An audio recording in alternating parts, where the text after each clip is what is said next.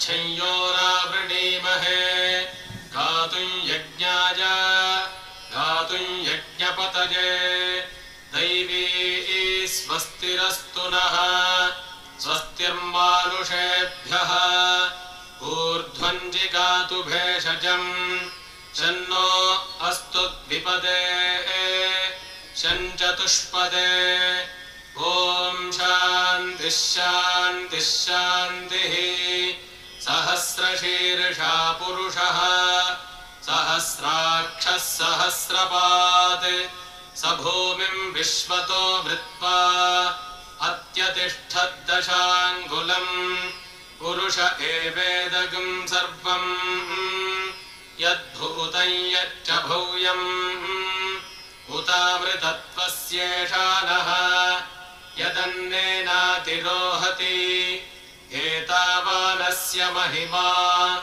अतो ज्यायागिश्च पूरुषः पादोऽस्य विश्वाभूतानि त्रिपादस्यामृतम् दिवि त्रिपादूर्ध्व उदैः पुरुषः पादोऽस्येहा भवात् पुनः ततो विश्वं व्यक्रामत् शासनानशने अभि तस्मात् विराड जायत विराजो अधिपूरुषः स जातो अत्यरिच्यत पश्चात् भूमिमथो पुरः यत्पुरुषेण हविषा देवा यज्ञमतन्वत वसन्तो अस्यासीदाज्यम् ग्रीष्म इध्मः शरद्धविः सप्तास्यासन् परिधजः त्रिः सप्त सविधः कृताः देवा यद्यज्ञन्तन्वानाः अबध्नन् पुरुषम् पशुम् तं यज्ञम् बर्हिषि प्रोक्षन् पुरुषम् जातमग्रतः तेन देवा अयजन्त साध्या ऋषयश्च जे तस्माद्यज्ञात् सर्वहुतः सम्भृतम् वृषदाज्यम् पशोगस्तागश्चक्रे वायम्याने आरण्यान् ग्राम्याश्च जे तस्माद्यज्ञात् सर्वहुतः ऋचः सामानि जज्ञिरे छन्दागुंसि जज्ञिरे तस्मात् यजुस्तस्मादजायत तस्मादश्वा अजायन्त ये केचोभजादतः गावोह जज्ञिरे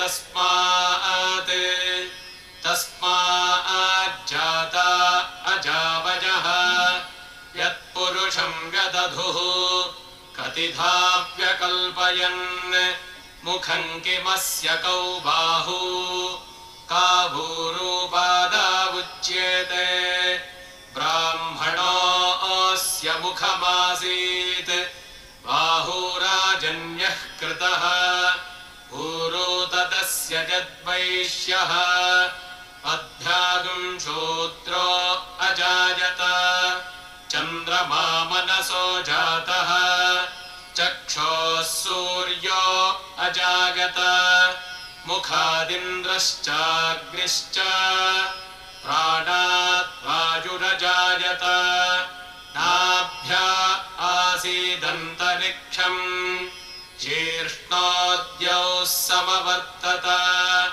पद्भ्याम् भूभिर्दिशः श्रोत्रात् तथा लोकागम् अकल्पयन् वेदाहमेतम् पुरुषम् महान्तम् आदित्यवर्णम् तमसस्तु पारे सर्वाणि रूपाणि विचित्य धीरः नामानि कृत्वाभिवदन् यदास्ते धाता पुरस्ताद्यमुदा जहार चक्रः प्रविद्वान् प्रदिशश्च तस्रः तमेवं विद्वानमृत इह भवति नान्यः पन्था अजनाय विद्यते यज्ञेन यज्ञमयजन्त देवाः तानि धर्माणि प्रथमान्यासन् ते हनाकं महिमानः सचन्ते यत्र पूर्वे साध्याः सन्ति देवाः अध्यः सम्भूतः पृथिव्यैरसाच्च विश्वकर्मणः समवर्तताधि तस्य त्वष्टा विदधद्रूपमेति तत्पुरुषस्य विश्वमाजानमग्रे वेदाहमेतं पुरुषं महान्तम् आदित्यवर्णं तमसः परस्तात् तमेवं विद्वानमृत इह भवति नान्यः पन्था विद्यते जनाय प्रजापतिश्चरति गर्भे अन्तः अजायमानो बहुधा विजायते तस्य धीराः परिजानन्ति योनिम् मरीचीनां पदमिच्छन्ति वेधसः यो देवेभ्य आतपति यो देवानां पुरोहितः पूर्वो यो देवेभ्यो जातः नमो रुचाय ब्राह्मणे रुचं ब्राह्मन् जनयन्तः देवा अग्रे तदब्रुवन् यस्त्वैवं ब्राह्मणो विद्यात् तस्य देवा असन्वशे ह्रीश्च ते लक्ष्मीश्च पत्न्यौ अहोरात्रे पार्श्वे नक्षत्राणि रूपम् अश्विनं व्यात्तम् इष्टं मनिषाण अमुं मनिषाण सर्वं मनिषाण ॐ शान्तिः शान्तिः शान्तिः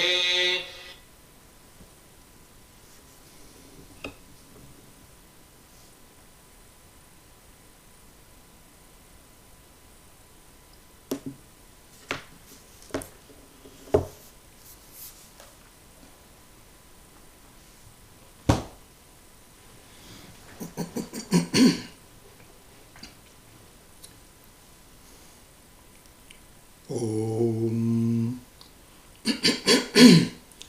सहना भवतु सहनौ भुनक्तु सह वीर्यङ्करवावहै तेजस्विनावधीतमस्तु मा विद्विषावहै ॐ शान्तिः शान्तिः शान्तिः. Before we begin the class today, I would like to pay Shraddhanjali to Swami Pratyek Bodhananda ji, who unexpectedly passed away last Sunday, and we think attained Mahasamadhi. So Swamiji was a very important person for us in both all of USA and in particularly the East Coast and where the ashram is located.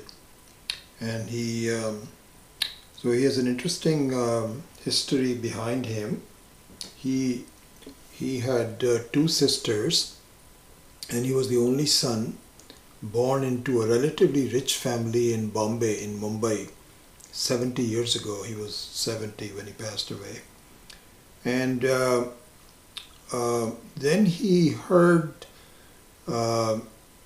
some Swamis give lectures on Vedanta, and he was so taken up that he really started to deviate from his family's wishes of, just working in some business or something like this, and really started to read up and follow the Swamis, eventually meeting Swami Dayanandji, his guru.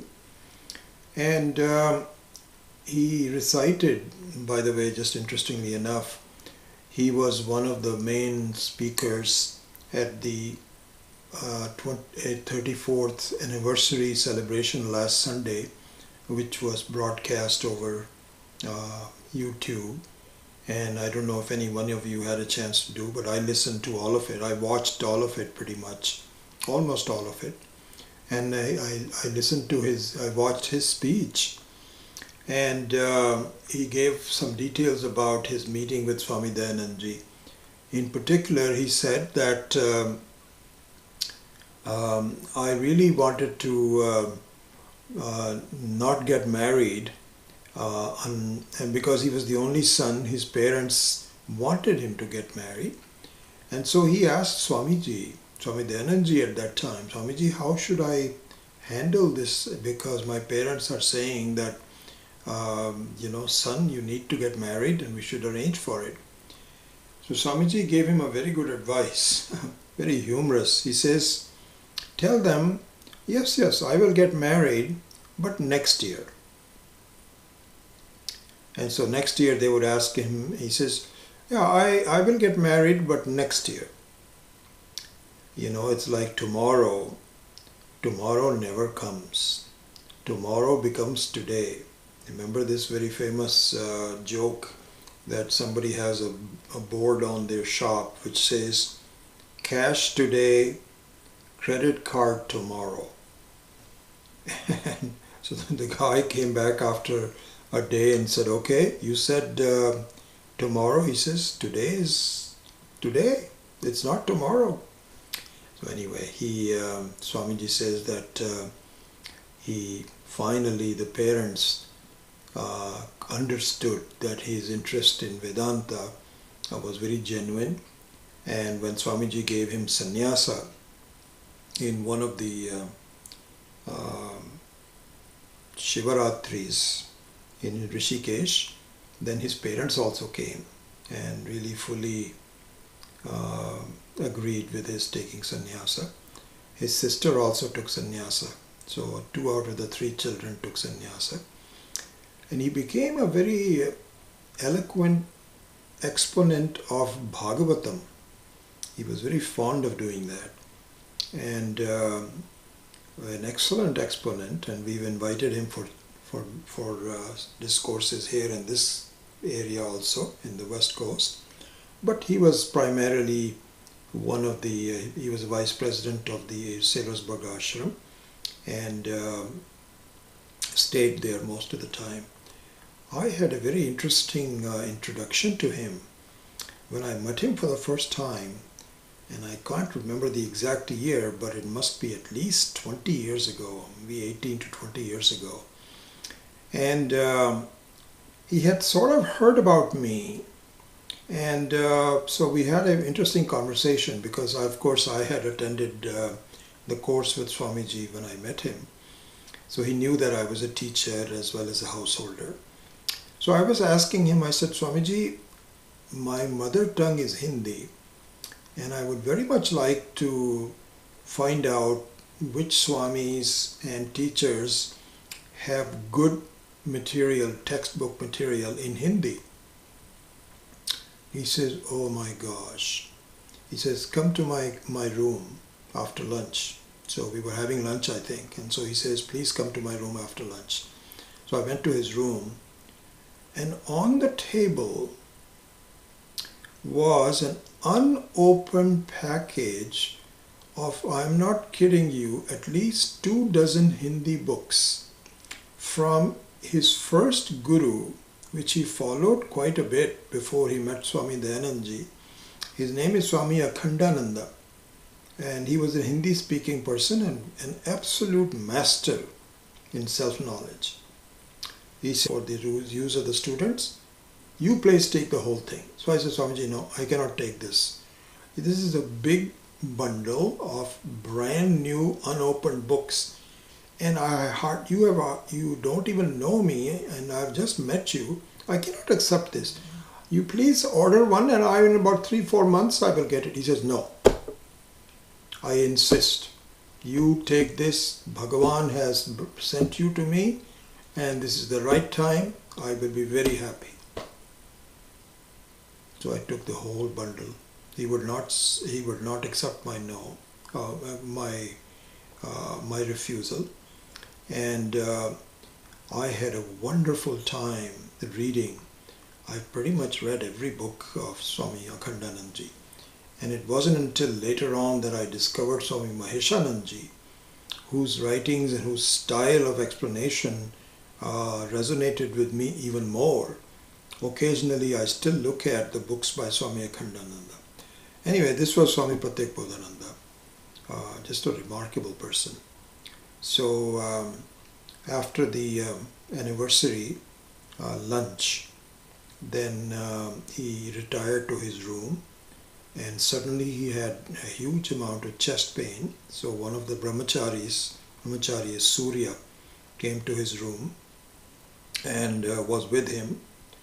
And apparently from all the reports, he was chanting Om Namah Shivaya and also Shri Ram Hare Ram until the very last.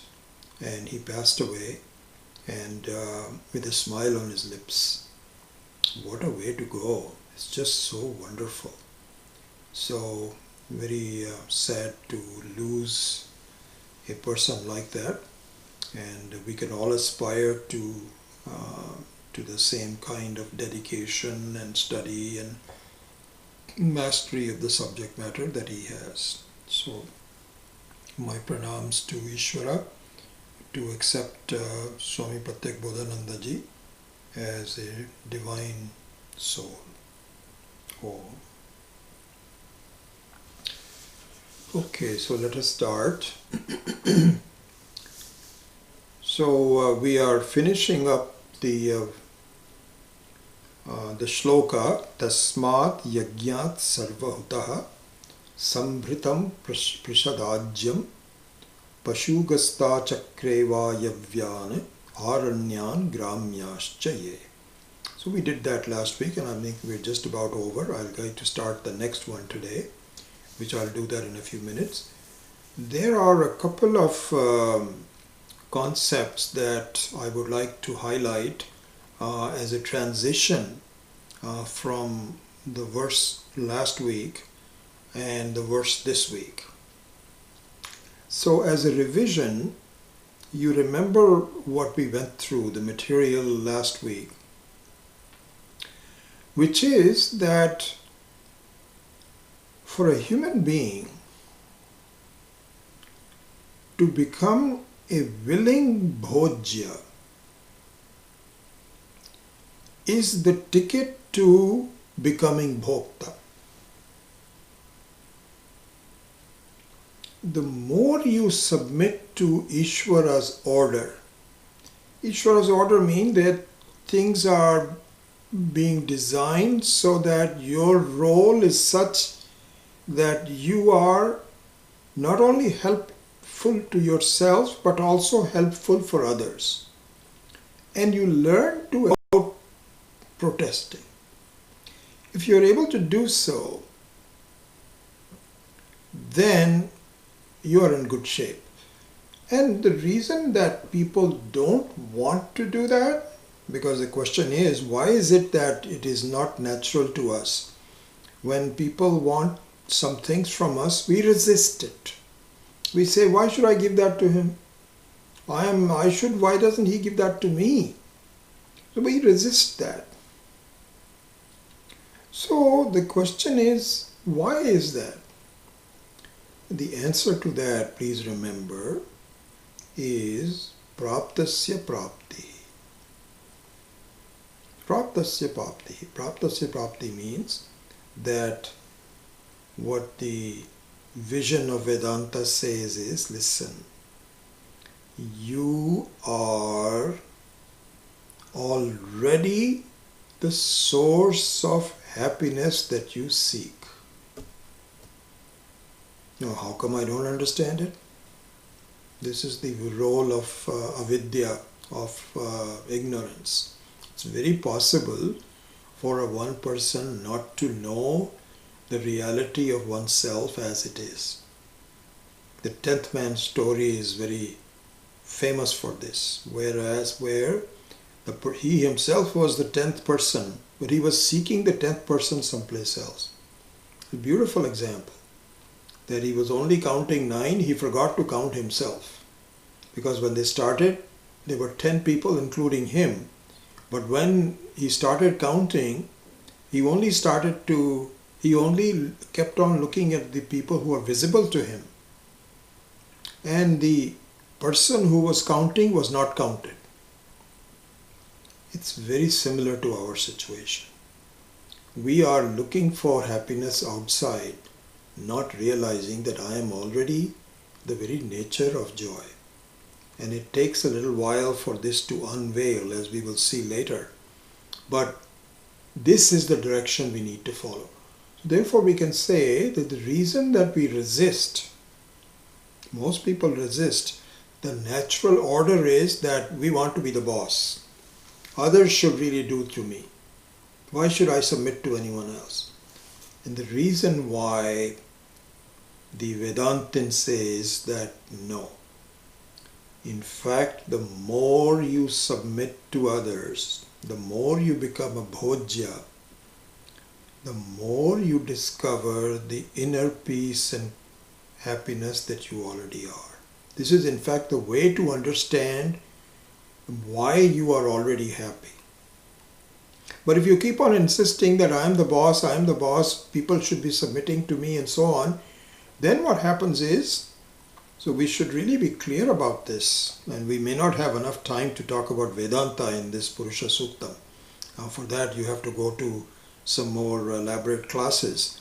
But the reason is that I look upon myself as a human being.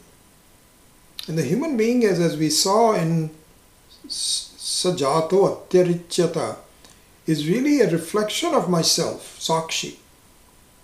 But as a reflection, I am a limited person with wantingness, not completeness. I am hungry for acceptance, hungry for artha, kama, moksha. I'm hungry. I'm a wanting person. And so therefore, if I'm a wanting person, then I don't want to submit to anyone. I want to really just be the boss. But if it is known that I am not the wanting person itself is just nothing like a dreamer. It is not the reality of a waker. In order to recognize that, you should practice giving yourself up as a bhojya instead of a bhokta. And the more you become a bhojya, the better chances are you will actually gain bhoktatvam, bhokta, becoming a bhokta. Eventually the bhokta also has to be given up, that we will see later, but for the time being, the method of reaching there is to become a bhokta. And the way to get that is to become a willing bhojya. So this is the general rule.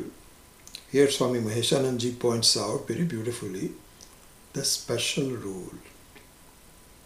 Very beautifully done. He says, so there is in Sanskritam, there is what is called Samanya Jnanam.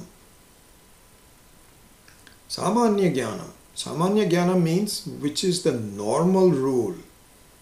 And what is the normal rule? You will become, your bhoktritvam increases. This is the normal rule.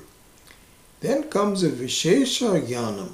It's the very end of this whole thing. Because the question is, how far do I have to go? When will I actually become a complete bhokta? So the answer is, this is where you have to discover the Purusha. The Ishvara, the Purusha, you can call it anything, anyone, but who become absolute bhojyam to Ishvara. Absolute bhojya. You cannot become absolute bhojya to other living beings. We cannot become that because there's always a feeling that, I have been helping this person for a long time.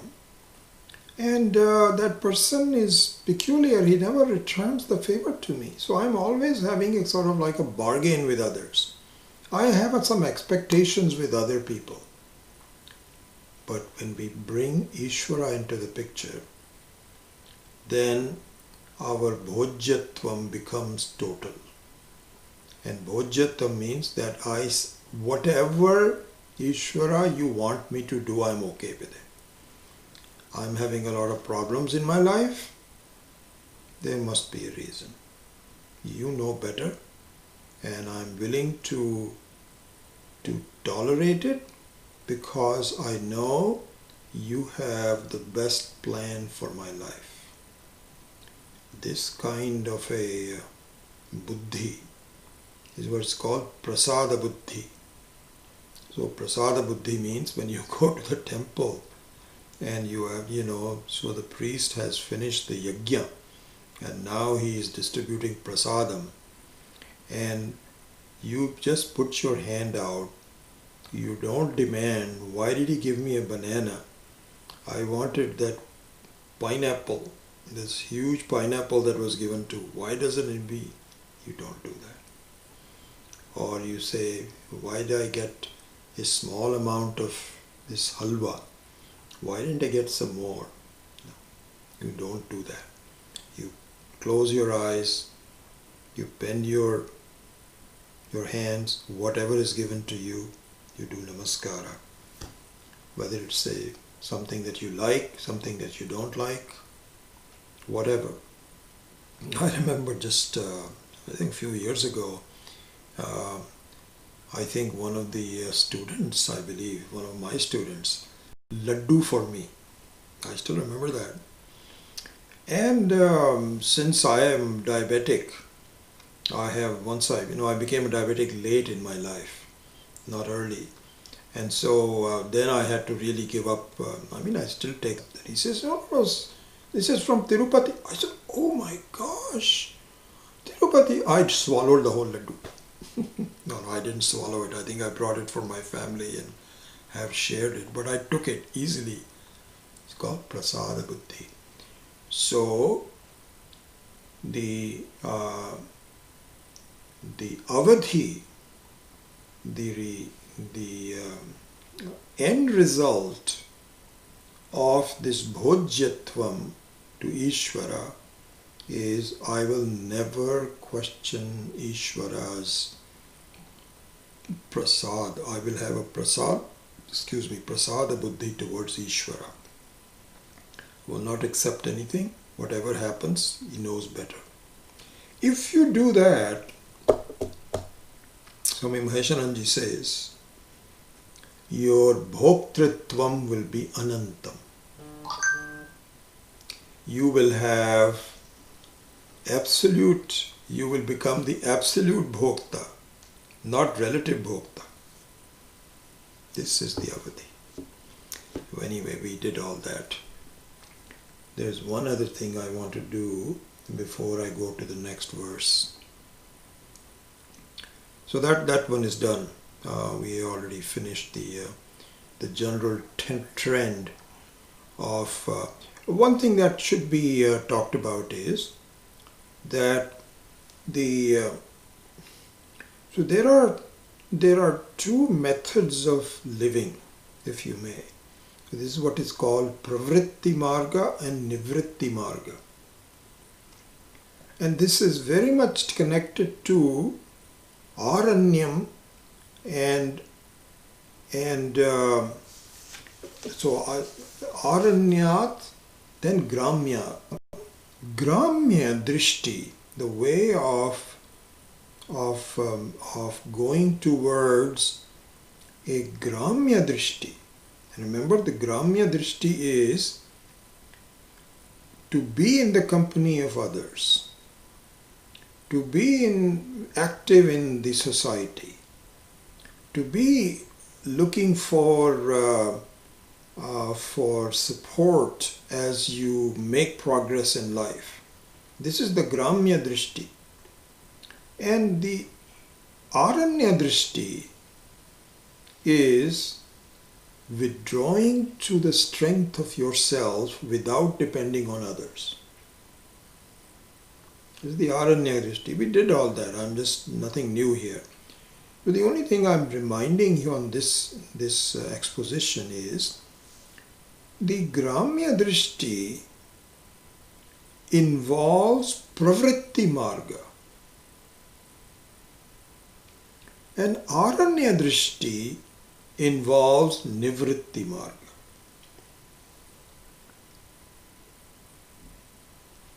And we studied this. This is a little oversimplification, but the Western culture and life is Pravritti, particularly the Hindu Vedic culture is Nivritti Marga. And this is why we saw that there is in fact a structure, Varna system. It is like a scaffolding to build your case. And that scaffolding means that in your life you first have Brahmacharyam, then you have Grihastha, then you have Vanaprastha. And the Vanaprastha is withdrawing gracefully without hurting others. Your own drishti. It has nothing to do with others. If you are needed by someone, then by all means provide that need. But what is it that you want to do that no one else is asking you to do? That's what we are talking about. And there, the marga means the very way forward, is to discover the strength that you have without looking for help from others. This is the freedom. And so therefore the Nivritti Marga, which is Aranyam, is both are given by Ishvara. And both we have both choices. And as we will see in a minute on the next one, the wisdom says, please follow the Aranya, the Nivritti Marga. Because that is what eventually, in the beginning it's very possible that you may feel lonely. You are so used to talking to people and so on. You know, it's interesting. When I was getting, when I was contemplating retirement 20 years ago, I've been retired for 20 years. As the moment I found out, yes, I think we have enough cash to go, I just retired. I don't want to spend any more than that. I asked for Ishvara's help, and he has been very kind to me. Our investments have done okay. My wife has become very busy. She is a main wage earner, even though I'm not asking her to work, but she is still there. And it's worked out okay, but I retired very quickly. I used to read articles about how best to retire, who will be happy, who will be unhappy. And there was one thing that really struck me was people who at the height of their careers are managers of other people and they have some status within the company. They will have a harder time to be happy when they are retired. In India, if you are a boss, people call you sir or madam. No one calls you by your name. Sir. So you get used to being called a sir. The day you retire, nobody calls you sir anymore. You're called a sir. And it so turns out in the last I was also a senior manager in Hewlett Packard for a while. But in the last 3 or 4 years of of my working life, I was not a manager. So I had already gotten used to not being called, nobody calls you a sir in the US, but they will have certain deference in talking to you. But in the last 3-4 years, I was all by myself. So I had no problems in retiring. I wasn't going to have any problems anyway because I was studying Vedanta and I wanted to really accelerate the study of Vedanta. I was looking forward to the retirement. And I've ever been busier than when I was working. So that's a separate thing altogether. But anyway, going to the Pravritti Marga and Nivritti Marga, the Vanaprastha is the preparation. It's like retirement. And then the last stage of the life is where you are becoming very comfortable with your inner sannyasa. Whether you take the outer sannyasa like our Swamiji did, or the other Swamis do, is a separate matter altogether. That doesn't really matter. Even these Swamis also have to discover the inner sannyasa. And so the Nivritti Marga is the one where this is possible. Pravritti Marga, you're going in the opposite direction. Pravritti Marga means, becoming a big boss and opening companies and making money and having lots of friends and having, it's so interesting. I watch all of my friends who are in my age group, and they are so busy even now. Busy with what? They have bridge clubs. Now they are playing bridge on Zoom. And then they have these potluck groups. They get together with other people and so on and so forth. And with COVID days are here, but otherwise they're planning to travel. All the discussion is, have you been to Africa? Just the other day, one of my friends asked me, he says, did you ever go to Africa? So I haven't been to many places. So I said, no, I didn't. He said, oh, wow, that's wonderful. So you have to really play a game. You cannot say, I don't care about Africa, I'm just very happy with Los Altos. The guy will say, what kind of a person is he? I mean, I don't want to talk to you anymore. You can't do that. So when they say, have you been to Africa? I said, oh, no, I don't. No, I haven't been to Africa. Oh my goodness, you are missing something. And you know what, my wife and I are both very good about this. There are so many travel shows that are so good that it is better than traveling actually. We don't even have time for that, but if we are not doing anything one Saturday afternoon, we can easily go to this Rick Steves or one of these people and without leaving the room have a wonderful enjoyment. Anyway, I'm just going on and on. 8:32 already.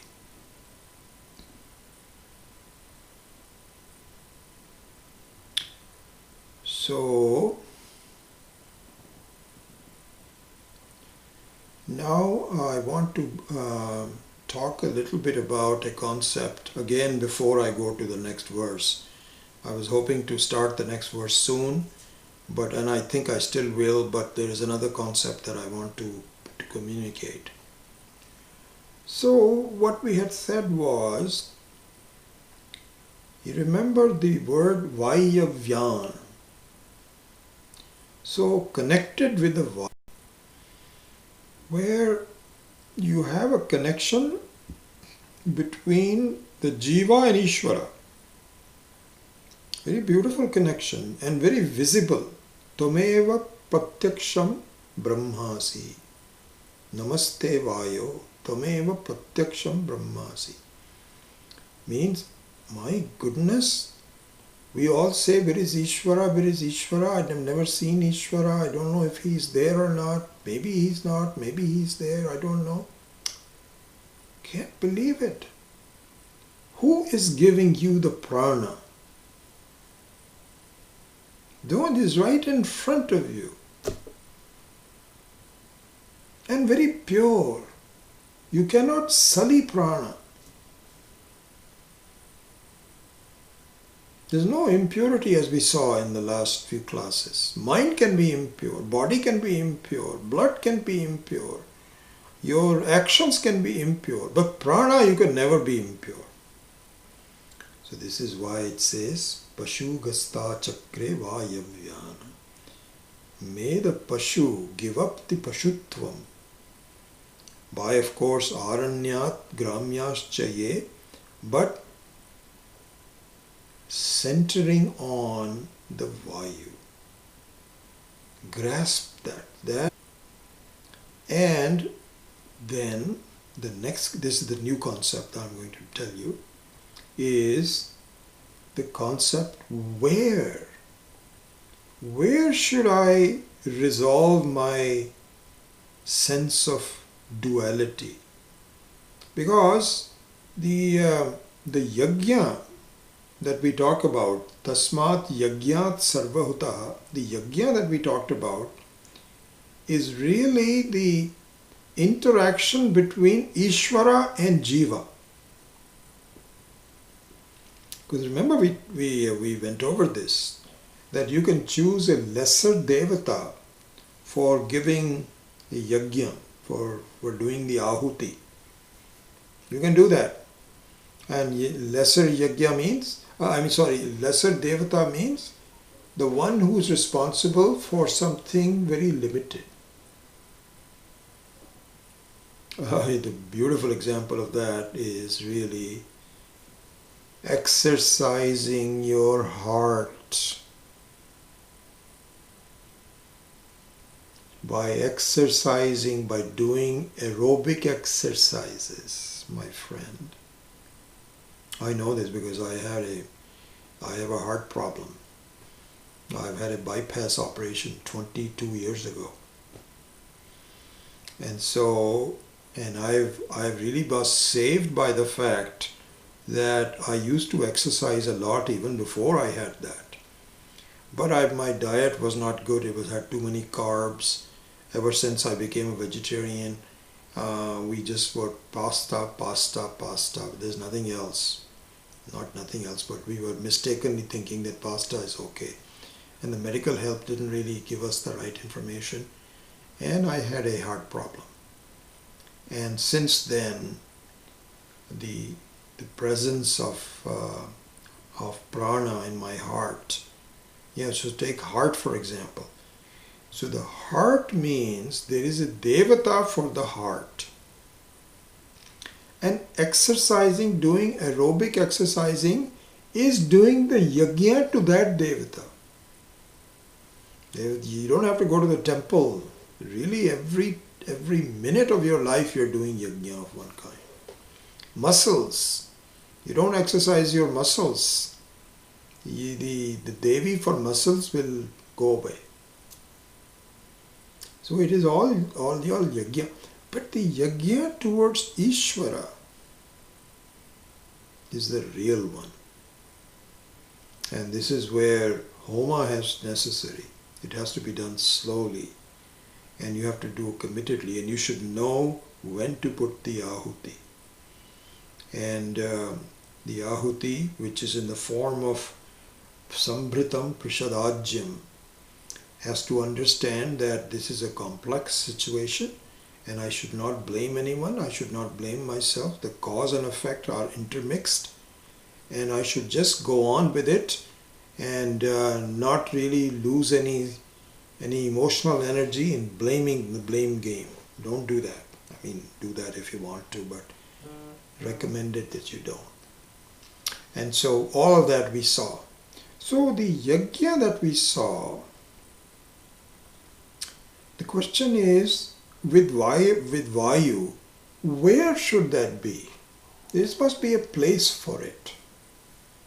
There must be a place for it, just like we do a sankalpa. That on the, this is the island of, this is such and such tithi, and we do all the sankalpa. So there the place, the time and the situation is all talked about. By the way, the sankalpa, I was thinking about it the other day. I don't know, in my own meditation the other day.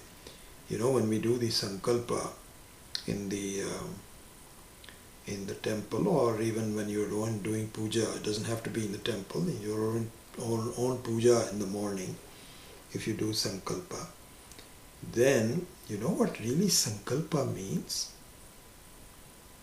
When you think about it, sankalpa means, you know, just like in our life we say, can I ask you for a favor? Think about it. This is what we say many times in our lives. We ask people, can I ask you for a favor? Do you know how powerful these words are? I think you know. How carefully we choose it. We don't overuse it. Now I can tell you with my interaction with my wife, I mean, she will say, do this, do that, this, that, the other. And when she says that, do you know what happens to me? I drop everything else. I'm all ears and said, yes, do this or that. I may be busy and I'll say I try to accommodate and so on.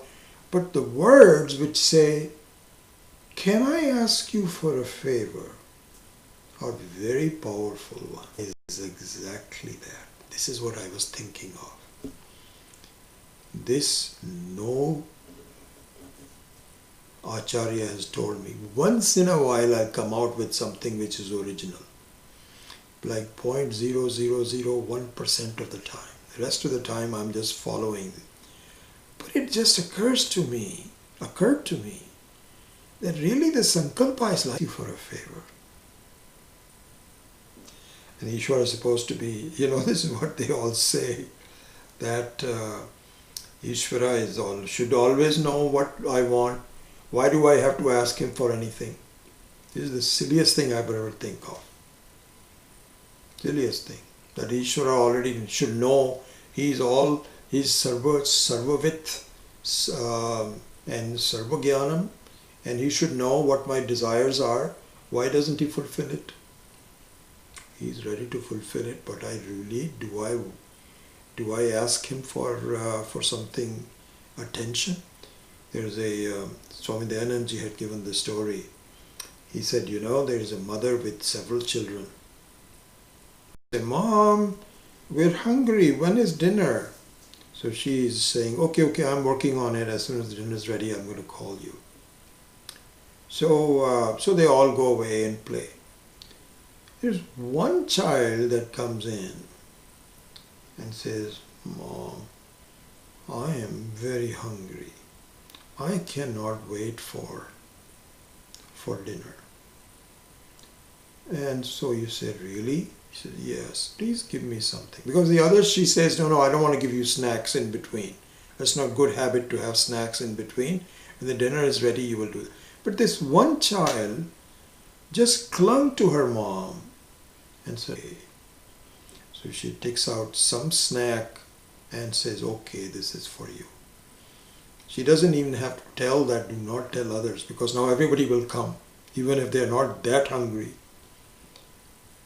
So therefore, may I ask you for a favor means clinging to Ishvara and saying, please.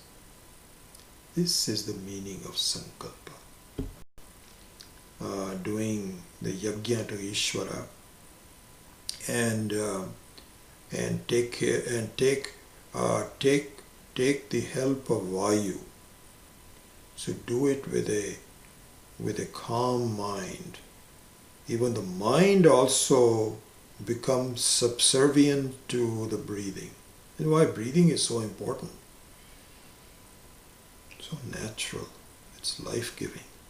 And very pure for that, the reason that we mentioned.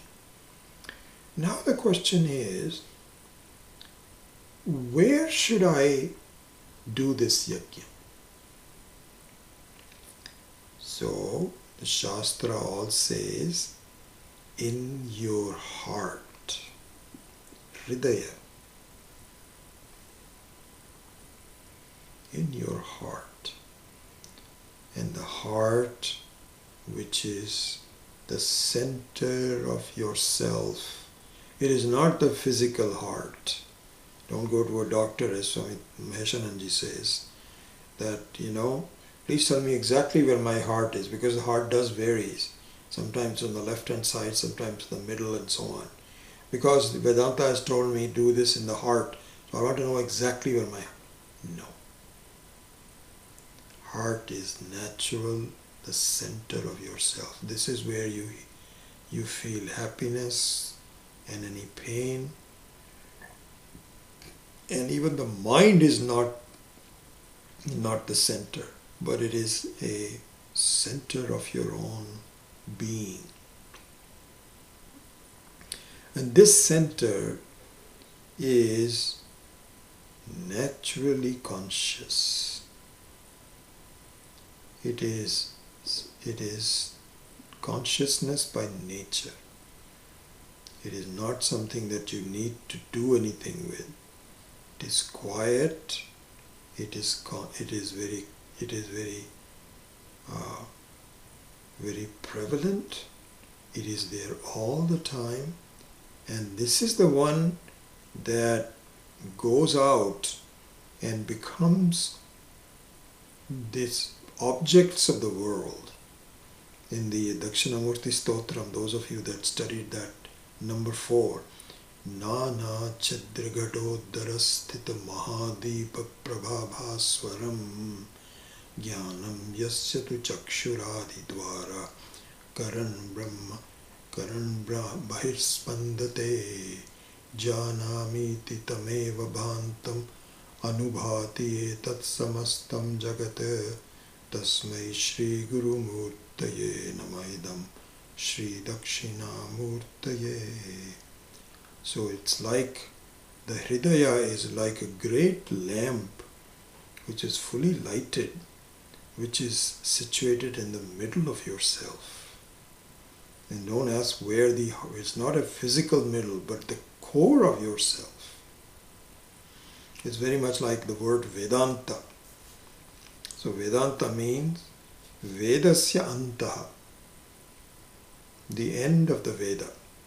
So don't look for it like as we are going to, I'm running out of time, so I don't think I can really do much justice to the next verse, because that's the main topic as to the Upanishads and the Vedas and so on. Anyway, the Vedanta is not the physical end of Vedas. It's not look for it in the very last pages to study. It is the essence of the Vedas. So this is what it means, the core of the Veda. So this is the Tatparya Nishchaya. This is the ascertainment of the meaning of the Vedas, is Vedanta.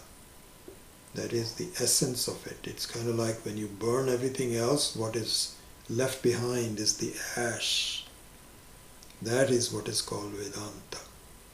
So here also, the Hridaya is quiet, peaceful, and always conscious. You don't have to do anything about the consciousness. You are naturally conscious. And the reason that I recited the 4th verse of the Dakshinamurti Stotram is a very beautiful example that Swami Maheshananji gives. He said, look at this. In fact, this will be the last thing. And what we might do is to end up with a very short meditation on this point, just on this point. But let me explain to you what the subject of the meditation is. And meditation is that, not the meditation, but the subject is that Swami Maheshananji says in the old days, especially in villages, because in the old days there were no cities. There was only either large village or a small village. And houses were built in a certain way. In the houses, there were no glass windows and doors. If there were some mosquitoes and so on, then you put some kind of a, you know, what is called chatai in India, which is some kind of a wooden screen. That's it. Otherwise, you remove it. So the windows in India in those days were all orifices in the wall with different shapes. Some is a square window. Some people would like to have a round window. Because everybody has some options, some originality. And there's another one which is a very thin window, like a line. Some could be triangular. Swamiji says, when the sun hits this wall, what you see on the other wall inside the room is a triangular shape lighted portion. A round, they all have different shapes. So he says, just think about it. It is only one light. A square light and a triangular light. It has become that, it is visible as, but because of the shapes of the wall, it appears as a strong light or a weak light. For example, supposing you have a mirror and the light falls on it. Now the reflection of the sun in the mirror is so bright that it lights up the whole room. Whereas if the light falls on a wall which is not reflecting well, it doesn't reflect the whole room. It just absorbs it. Apply that to ourselves by doing a very short meditation. Just a few minutes left. So let us do that.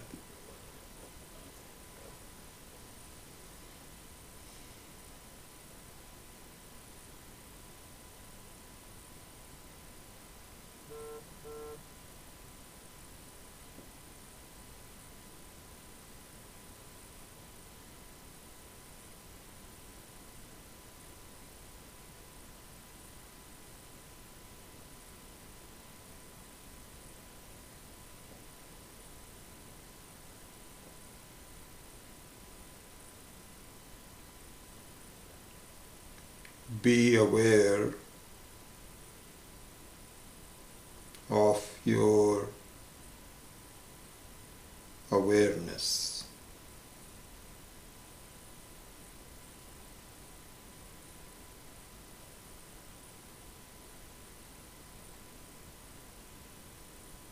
Be aware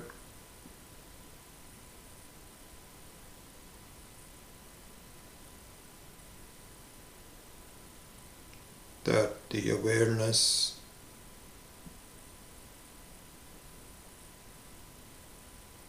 is you.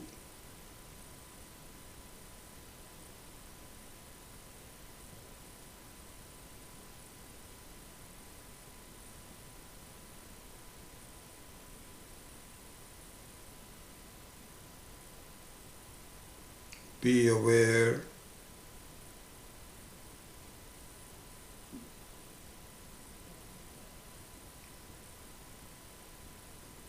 in the form of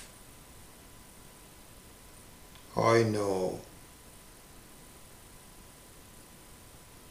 I know,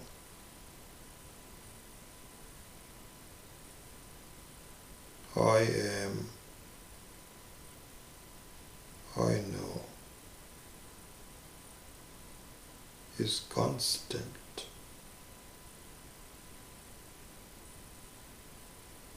Where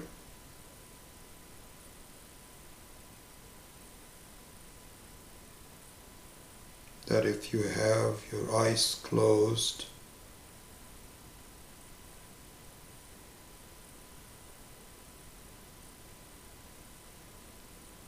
you are still aware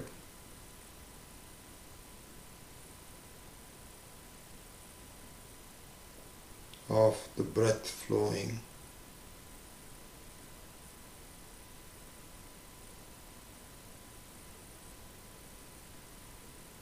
Your body touching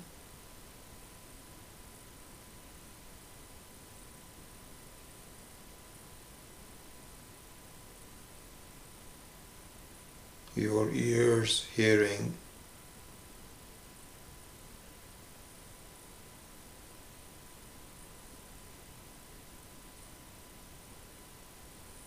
your mind thinking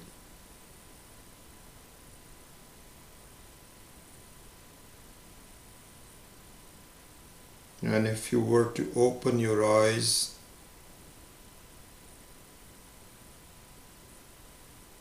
be aware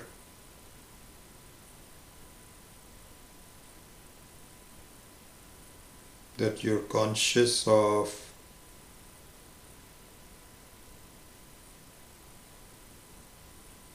various forms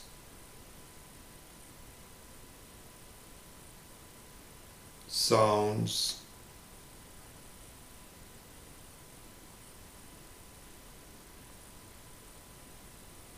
smells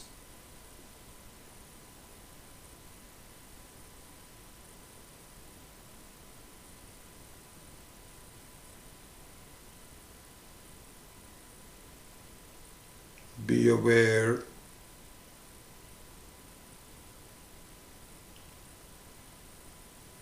that your awareness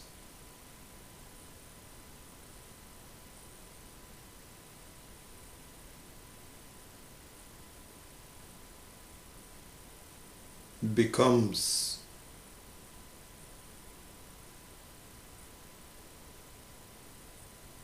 an object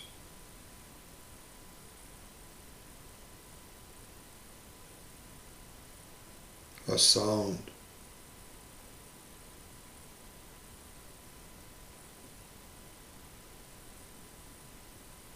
a process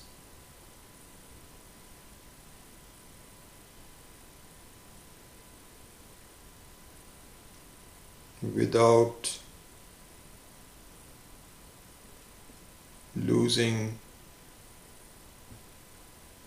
its own status of awareness.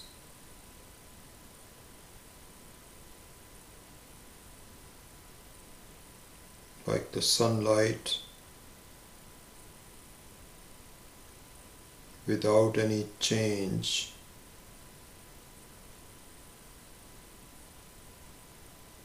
becomes a square patch of light or a round patch of light.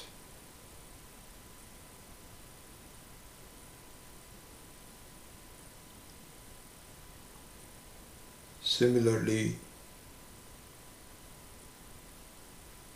your awareness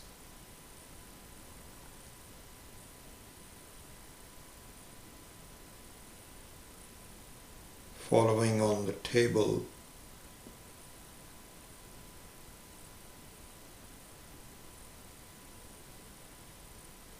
becomes table awareness.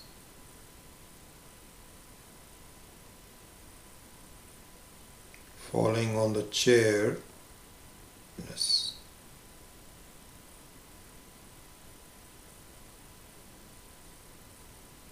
falling on the breathing becomes breathing awareness. Falling on the thoughts becomes thought awareness.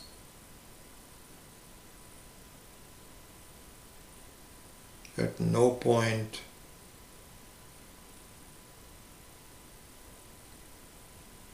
does it lose as awareness.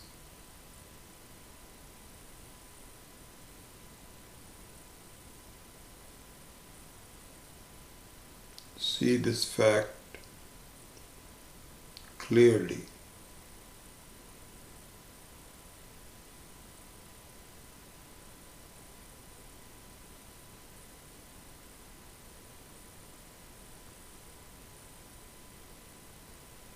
This is the center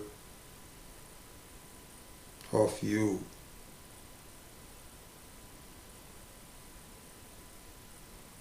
This is the Hridaya. This is the core. This is the heart of you. No matter where you are,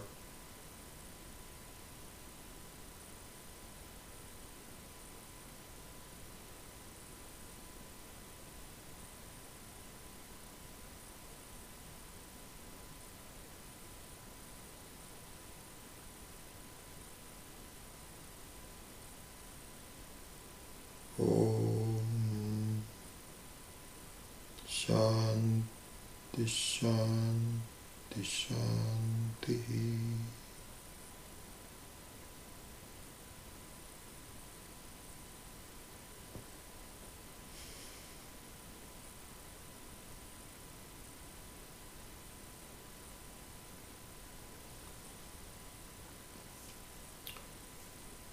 I'm happy that we covered these concepts, a revision of the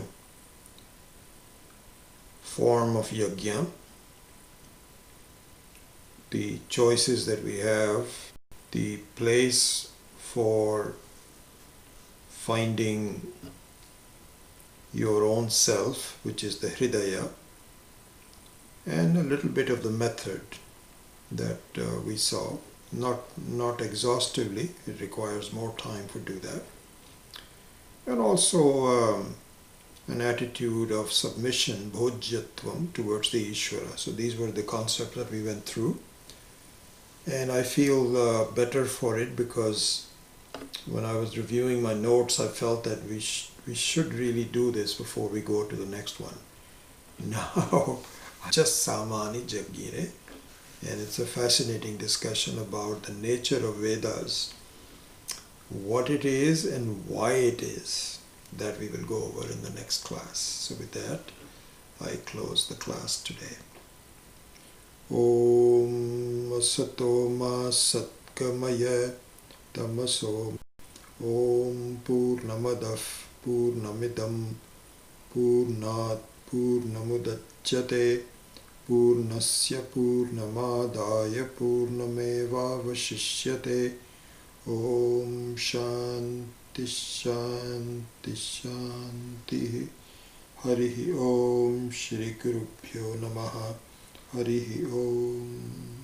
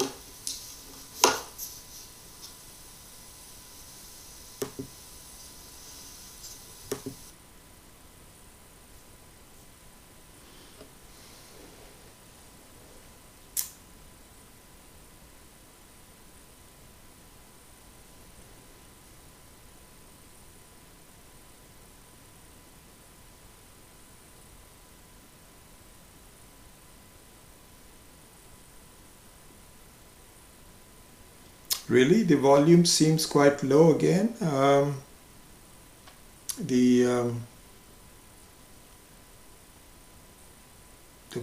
The microphone is connected. I wonder if there's a problem. I don't know. It shouldn't be.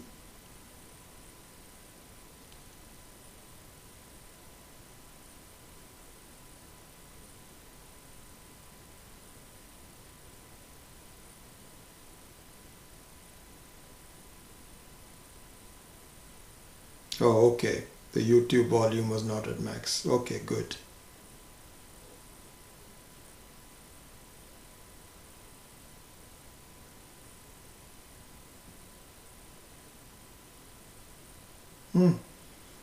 Zarina says the sound seems to fade in and out.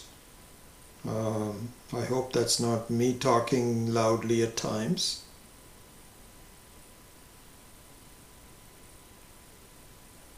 Video also sometimes breaking up. Sorry to hear that. I don't see any indication here that there was any problem, but it must be just the nature of the connection to the YouTube. Hopefully it'll go away. I don't know. Don't know what I can do.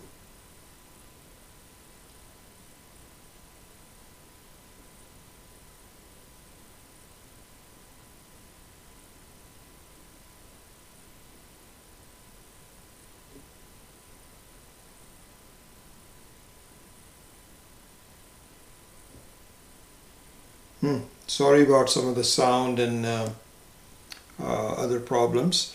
I am going to, as you know, one thing that I've been doing is to record an audio behind in preloading it, but I'll try to make sure that it's up to date, so that if you wanted to listen to an alternate channel of sound, then you could certainly go back to the audio one, which is being recorded on this Sony recorder. So that's a good possibility. All right. I don't see any questions from you, about a minute or so, and then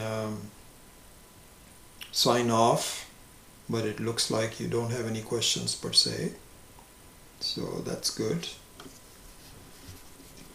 Good attendance. I appreciate you all being here, and look forward to next week, a week from now. Okay? All right. Hari Om.